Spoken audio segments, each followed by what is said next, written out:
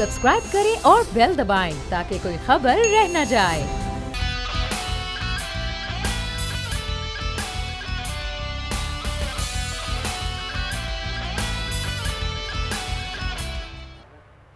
अस्सलामुअलैकुम नाज़रीन, प्रोग्राम में आपको कहेंगे खुशामदीद। मैं हूं महविश तबस्सुम और मेरे साथ मौजूद हैं बोल न्यूज़ के एडिटर इन चीफ नज़ीर लकारी साहब। नाज़रीन, FATF ने 2018 में पाकिस्तान को ग्रे लिस्ट में शामिल किया था और पाकिस्तान को 27 निकात पर मुश्तमिल एक एक्शन प्लान दिया था, जिसमें से 26 निकात पर तो पाकिस्तान ने अमल कर लिया, सिर्फ एक नुकता बाकी था। लेकिन उसके बावजूद जब इजलास हुआ और उसमें ये फैसला किया गया कि पाकिस्तान को अभी भी ग्रे लिस्ट में शामिल रखना है और जो 27वां निकात है उसके जो 6 पॉइंट्स हैं उन पर जब तक पाकिस्तान अमल नहीं कर लेता, पाकिस्तान को तब तक ग्रे लिस्ट में ही रखा जाएगा। इसके अलावा इस इजलास में ये कहा गया कि पाकिस्तान अक़वाम मुत्तहिदा की जो करारदाद है 1267 और 1373 के तहत नामजद दहशतगर्दों पर माली पाबंदियों पर भी मौसर अमल दरामद कराए। उसके बाद वज़ीर ख़ारजा शाह महमूद कुरैशी साहब ने प्रेस कॉन्फ्रेंस की और उन्होंने तहफ़्फ़ुज़ात का इज़हार किया। उन्होंने ये सवाल उठाया, उन्होंने कहा कि अब देखना होगा कि जो FATF का जो फोरम है इसको कहीं सियासी मकासद के लिए तो इस्तेमाल नहीं किया जा रहा। लगारी साहब, आपको क्या लगता है, सिर्फ एक नुकता रह गया था और उसके बावजूद पाकिस्तान को ग्रे लिस्ट में ही बरकरार रखा गया है और अब जाहिर है एक साल तक तो पाकिस्तान मजीद ग्रे लिस्ट में ही रहेगा। वज़ीर ख़ारजा ने जो सवाल उठाया है, आपके ख्याल में ऐसा कुछ हो सकता है कि पाकिस्तान के खिलाफ कोई प्रोपेगेंडा किया हो और सियासी मकासद के तहत ही पाकिस्तान के साथ ये सब हुआ है?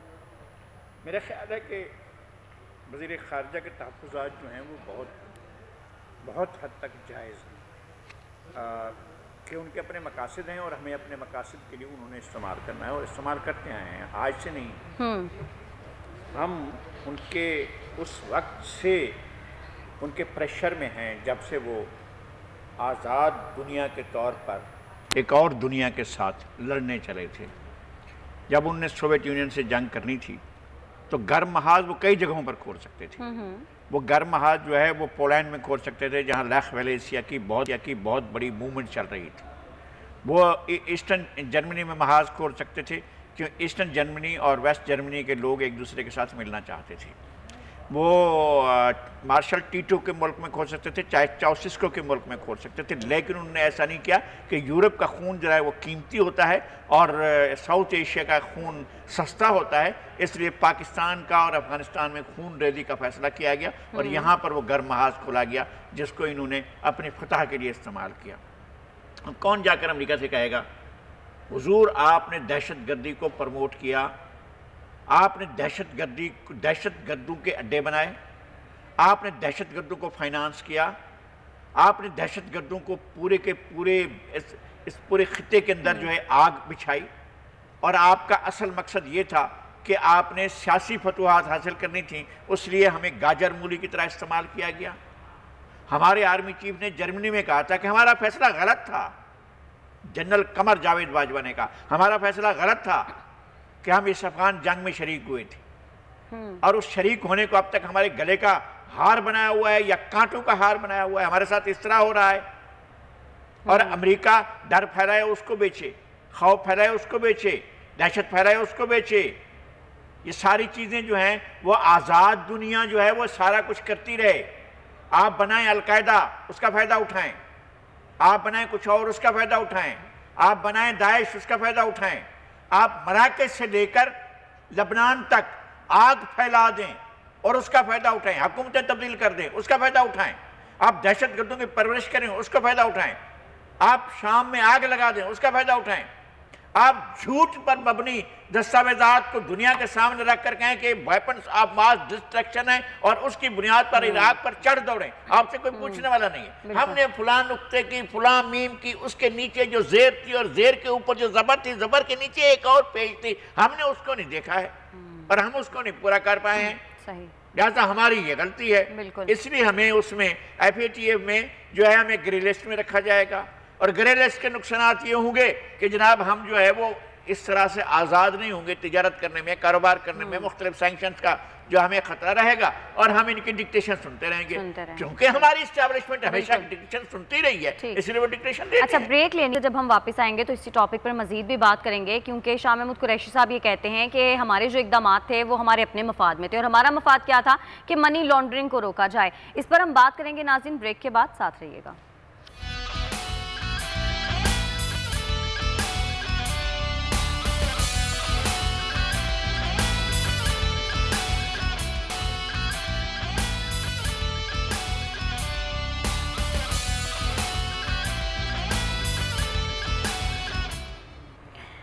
ویلکم بیک ناظرین. وزیر خارجہ شاہ محمود قریشی صاحب یہ کہتے ہیں کہ بعض قوتیں یہ چاہتی ہیں کہ ہمارے سر پر ہمیشہ تلوار لٹکتی رہے اور ہم نے جو بھی اقدامات کیے ہیں وہ ہمارے مفاد میں، اور ہمارا مفاد کیا تھا کہ منی لانڈرنگ کی روک تھام کی جائے.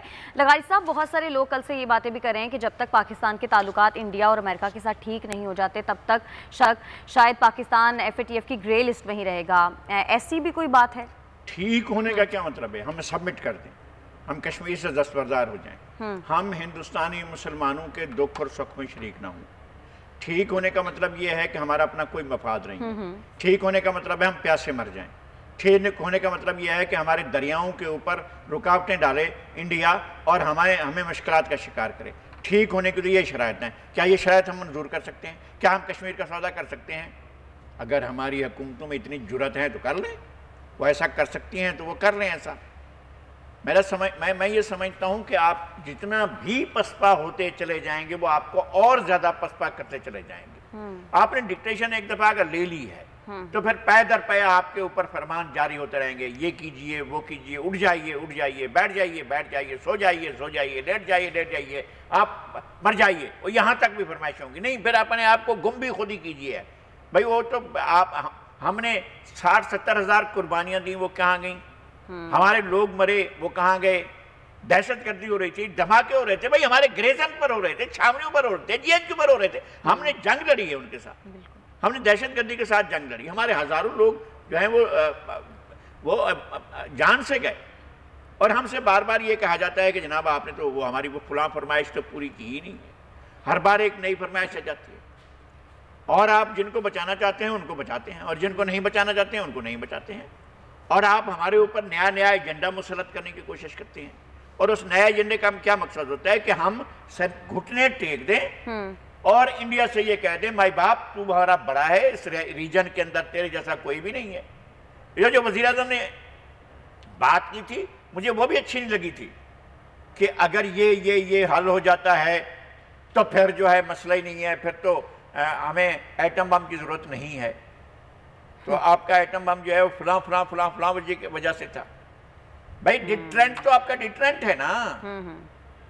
آپ کا ڈیفنس ڈیٹرنٹ تو اس لیے ہوتا ہے نا کہ اس کے پاس جو ہے وہ لاٹھی ہے، میرے پاس بھی لاٹھی ہے. وہ لاٹھی مارے گا میں بھی لاٹھی ماروں گا. اس کے پاس گولی ہے، میرے پاس بھی گولی ہے. وہ گولی مارے گا میں بھی گولی ماروں گا. اس کے پاس بندوق ہے، میرے پاس بندوق ہے. وہ بندوق مارے گا میں بندوق ماروں گا. اس کے پاس کلاشنکوف ہے، وہ کلاشنکوف مارے گا میں کلاشنکوف سے. بھائی اس کے پاس ایٹم بم ہے، ہم کیا کریں؟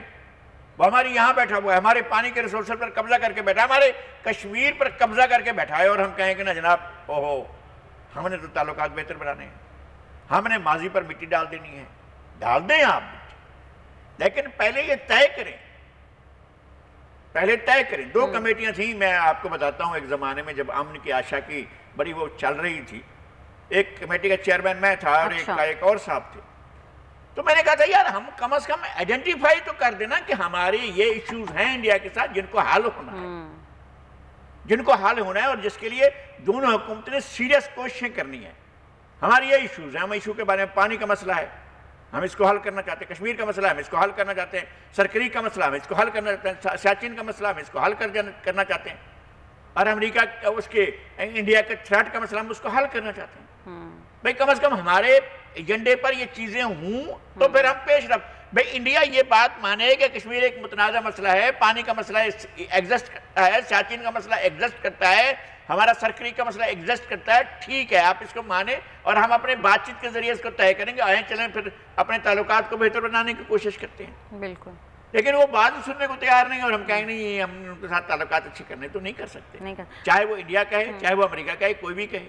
اچھا، لیکن اب پاکستان کے پاس آپشنز کیا ہیں؟ پاکستان کو کیا کرنا چاہیے؟ کیا اپنا ایک واضح موقف رکھنا چاہیے FATF کے سامنے اور پاکستان کو اس پر احتجاج کرنا چاہیے؟ پاکستان کو دور رہنا چاہیے ان فرمائشوں سے جو ان سے کی جاتی ہیں.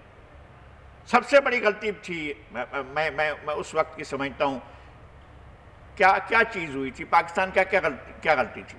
بعد میں یہ ظاہر ہو گیا تھا نا کہ کوئی ایک بھی بندہ جس نے ٹوئنس ٹاور کو اڑایا، جس نے اس پر حملہ کیا، امریکی اہم وہ جو ہے پینٹاگون پر حملہ کیا، یا جس نے جہاں بھائی اٹیک کیا، ان میں ایک بھی پاکستانی نہیں تھا. تو خوف لے کر ہم بیٹھے ہوئے ہیں. ہمارے پریزیڈنٹ کو فون ہوتا ہے دوست و دشمن ہو. ہم تو دوست ہیں. انہوں نے کہا دوستو تو پھر یہ کرنا پڑے گا، یہ کرنا پڑے گا، یہ کرنا پڑے گا، یہ کرنا پڑے گا، یہ کرنا پڑے گا. صرف ایک چیز شامل نہیں تھی کہ خودکشی کرنی پڑے گی، باقی ساری چیزیں انہوں نے شامل کر دی. اور ہم نے جو ہے کسی کو بلایا نہیں، کسی سے مشورہ نہیں کیا. بھائی رات کو 2 بجے فون کر رہے ہو، میں کم از کم کسی دوست سے تو مشورہ کر لوں، سر آپ کو صبح جواب دے دوں گا، آپ کی صبح پر جا کر جواب دے دوں گا، آپ انتظار کر لیں. تو تب تک میرے کوئی دوست اٹھ جائے، میں ان سے مشورہ تو کروں، بات تو کروں. نہیں وہ نہیں سر آپ جو کہہ رہے ہیں ہم نے مان لیا، بسم اللہ ہم مان لیا ہم نے. وہ فرمائش آ گئی جناب تھپڑ مارو، تھپڑ مارنا شروع کر دیا. بھائی نہیں کرنا ہے نا یار. اب بھی بہت سی چیزیں ایسی ہوتی ہیں جن کو نہیں کیا جانا چاہیے. آپ فرمائشیں سننے کے لیے نہیں بیٹھے ہیں. بالکل ایران نہیں سنتا ہے فرمائشیں تو، چین نہیں سنتا ہے فرمائشیں تو، کیوبا اس سے 80 میل دور ہے نا میامی سے. نہیں سنی اس نے فرمائشیں، اس نے کہا جاؤ بھائی ہم تمہاری بات نہیں سنتے. تو 60 سال ہو گئے ہیں. پہلے فیڈل کاسٹرو بیٹھا رہا، اب راؤل کاسٹرو بیٹھا ہوا ہے. وہ اپنی خود مختاری کو چھوٹا سا جزیرہ ریاست ہے متحدہ امریکہ کے مقابلے میں اپنی بقا کے لیے بیٹھا ہوا، اپنی قومی حمیت اور قومی غیرت اور قومی اپنے سوورنٹی کے ساتھ بیٹھا ہوا ہے. بالکل. تو ہمیں کہاں جانا ہے؟ ہم سیٹوں میں جائیں گے، ہم سینٹروں میں جائیں گے، امریکہ اتحاد میں جائیں گے، امریکہ کے فلاں پالیسی میں جائیں گے، فلاں پالیسی میں جائیں گے، روس سے لڑنے کے لیے جائیں گے، چین سے لڑنے کے لیے جائیں گے. ہمارے اپنے مفاد میں تھا، ہم اس کو کیوں ٹھنڈے ہو کر بیٹھے ہوئے؟ لیکن پاکستان کی پوزیشن اتنی سٹرونگ ہے کہ پاکستان انکار کر سکے کہ میں فرمائشیں پوری نہیں کروں گا. آپ اپنے دوستوں پر بھروسہ نہیں کرتے ہیں نا. آپ کی دوستی چین سے ہے، آپ چین کے ساتھ کیوں نہیں بات کو آگے بڑھاتے ہیں؟ آپ کی دوستی روس سے ہے، روس کے ساتھ آپ مشقیں کرتے ہیں. آپ کی دوستی ایران سے ہے، ایران کے ساتھ بیٹھ کر آپ بہت سی چیزیں کر سکتے ہیں. ایران نے اپنی حد تک تو گیس پائپ لائن بچھا دی ہے. بالکل بالکل. وہ اس کے لیے بھی تیار ہے کہ آپ کے علاقے میں بھی گیس پائپ لائن نہیں جناب وہاں پابندی ہیں، ہم نہیں جائیں گے ادھر، اس لیے کہ وہاں کی فرمائش.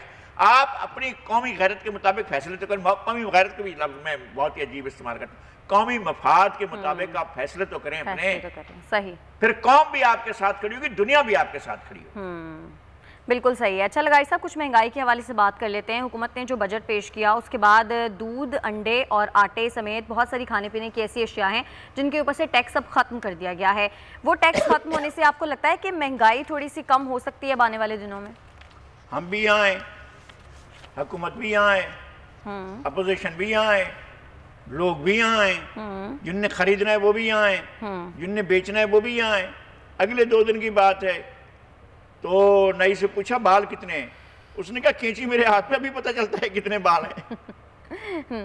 تو ساری چیزیں جو ہیں وہ تو ابھی پتہ چل جائیں گی کہ کیا چیز سستی ہوئی ہے، کتنی مل رہی ہے، کیسے سرکار نے کیا ہے عنایت، اور کیسے جو ہے وہ آٹے کیا آپ نے لگایا تھا. بڑی مہربانی کی اس لیے کہ ہم نے تو اس پر لگاتار پروگرام کیے. بورڈ نے فلور ملز کا ایشو اٹھایا، فلور ملز کے لوگوں کو ہم نے آن پیج لیا، ان کے ساتھ ہم نے پروگرامز کیے.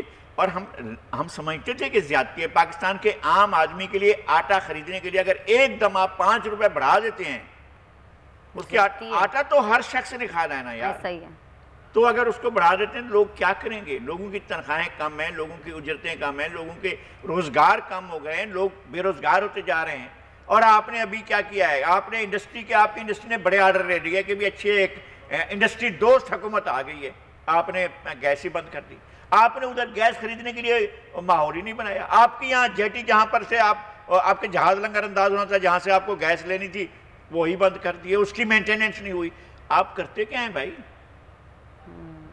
آپ کو پتہ نہیں ہوتا ہے کہ قومی چیزیں جو ہیں ان کو کس وقت تک پورا کیا جانا چاہیے. خطرہ آنے سے پہلے جو نظر آ رہا ہے سامنے، وہ آ رہا ہے خطرہ، اور ہم اقدامات نہیں کرتے. اور تھوڑا سا کنفیوزڈ بھی ہے. پہلے جب بجٹ پیش کیا تو 2 منٹ سے اوپر اگر کال جائے گی تو اس کے اوپر ٹیکس لگانے کی بات کی. اگلے دن پریس کانفرنس میں واپس لے لیا یہ فیصلہ، اور ابھی کہا ہے کہ 5 منٹ سے زیادہ کال ہوگی تو 75 پیسے ٹیکس لگے گا. تو کان کو ہم یوں نہیں پکڑیں گے، یوں ہاتھ گھمائیں گے اور یہاں جا کر پکڑیں گے اور کہیں گے جناب ہم نے کہاں کیا ہے یار، آپ دیکھیں ہم تو ادھر لگا رہے تھے ہاتھ، آپ نے احتجاج کیا، ہم نے واپس لے لیا. اب ذرا ہاتھ گھمانا ہے اور جا کر کان کو پکڑنا. تو یہ صورتحال ہوگی. صحیح. لیکن 8,000 کی بجائے اب جو 1,000 سی سی کی گاڑیاں ہیں، سی سی تک کی جو گاڑیاں ہیں، ان کے اوپر بھی ٹیکس کم کر دیا ہے. تو کیا ابھی اس سے لوگ گاڑیاں زیادہ لے سکیں گے؟ بڑی مہربانی.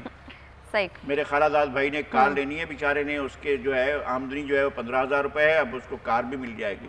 بڑی زبردست بات. بالکل صحیح ہے. 800 سے 1000 سی سی تک کی تھوڑا سا کم کیا ہے, لیکن لے تو نہیں ظاہر سکتے, جس کی کم سیلری ہوگی وہ کیسے گاڑی لے سکتا ہے. اچھا لگائی صاحب, شماریات بیورو نے ڈی سی اور مارکیٹ ریٹس میں جو فرق ہے اس کو جانچنے کے لیے ایک نیا ڈیجیٹل سسٹم لانچ کیا ہے. اب اس سے کیا ریٹ جانچنے میں کوئی مدد مل سکتی ہے ڈیجیٹل سسٹم سے؟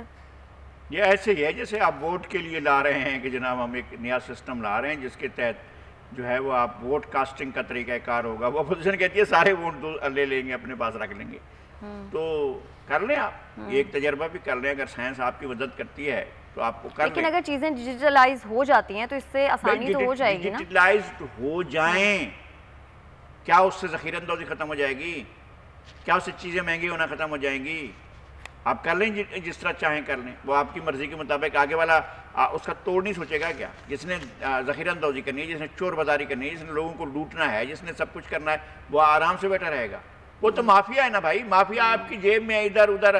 اب آپ پوچھ رہے ہیں اس دوران میں جب کرونا کا سلسلہ شروع ہوا تھا اور تیل کی قیمتیں نیچے چلی گئی تھیں, اس دوران میں جو قیمتیں بڑھائی گئیں اور ان سے منافع کمایا گیا, ہم نے 117 روپے مقرر کر دی تھی پیٹرول کی قیمت, اور پیٹرول کی قیمت بالکل نیچے چلی گئی تھی. اس دوران میں جو لوگوں نے منافع کمایا, ہم ان سے جا رہے ہیں حساب لینے کے لیے. ماشاءاللہ, وہ بھائی لوگوں کی جیب سے گیا تھا. آپ کیا واپس جائیں گے؟ میں نے اس دوران میں جتنا پیٹرول لیا, میں نے تو رسیدیں نہیں رکھی ہوئی. بالکل, کوئی بھی نہیں رکھتا رسیدیں. تو کیا میں کہا رسیدیں کون سنبھال کے رکھتا ہے؟ میں وہی کہہ رہا ہوں نا, پیٹرول تو میں نے لیا, پیٹرول تو آپ نے لیا, پیٹرول تو اور لوگوں نے لیا, ہزاروں لاکھوں لوگوں نے پیٹرول لیا.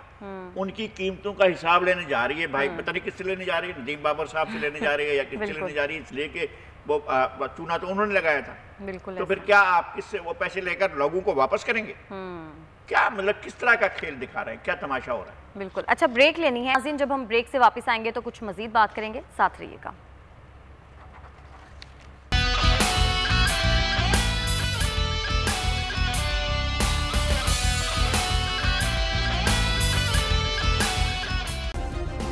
سبسکرائب کریں اور بیل دبائیں تاکہ کوئی خبر رہ نہ جائے.